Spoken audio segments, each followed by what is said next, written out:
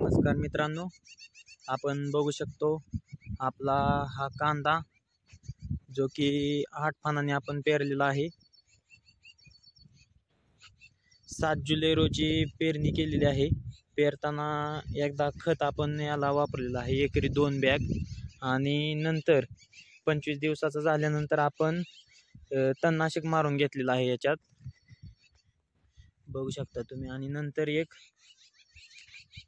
तणनाशक मारून झाल्यावर फुटव्यासाठी आपण एक बेसळ डोस टाकलेला आहे। आणि नंतर परत 25 दिवसानंतर आता एक 4 दिवस झाले टाकून डोस, ते पण बेसळ डोस टाकलेला आहे। त्याच्यानंतर पाऊस आलेला आहे। खत पण बघू शकता तुम्ही कुठं कुठं दिसत आहे आपल्याला। कांद्याची वाढ अशा प्रकारे आपली झालेली आहे। 7 जुलै म्हणजे आता 7 तारखेला 2 महिने कंप्लीट होतील, 58 दिवस झालेले आहेत। बघू शकता तुम्ही कांदा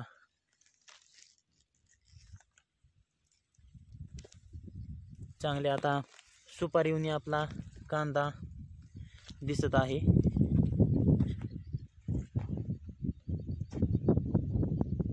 काय सुपारीवनी आहे, काय बारीक आहे, बघू शकता।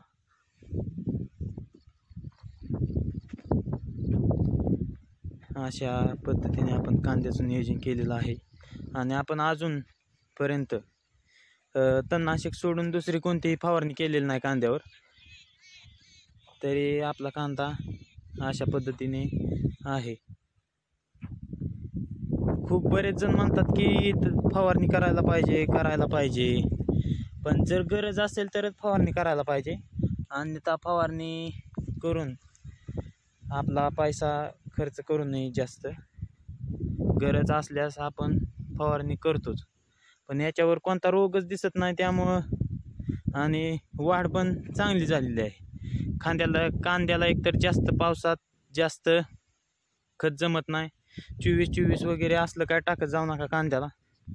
जास्त पाऊस आला की कांदा आता खूप वाढ दिसते त्याची ग्रोथ, पण नंतर जर आपल्याला कांदा काढायला एक 10-15 दिवस टाईम असला आणि जर एखादा पाऊस आला किंवा 2 दिवस पाऊस लागून राहिला तर कांद्याचं मोठ्या प्रमाणात नुकसान होतं। कांदा हा पातीपासून आतमध्ये म्हणजे जो त्याचा कोंब असतो मध्यम भागाचा तो डॅमेज होतो आणि कांदा आतून नासतो। त्यामुळे किंवा खालून बुडक्यापासून जिथे मुळे असतात तिथून कांदा नासतो। त्यामुळं युरिया 24-24 हे टाकू नये। 24-24 टाकलं तर पहिल्यांदा थोड्या प्रमाणात, थोड्या म्हणजे पण नाहीच टाकावं, आम्ही तर नाहीच टाकत, बघू शकता तुम्ही।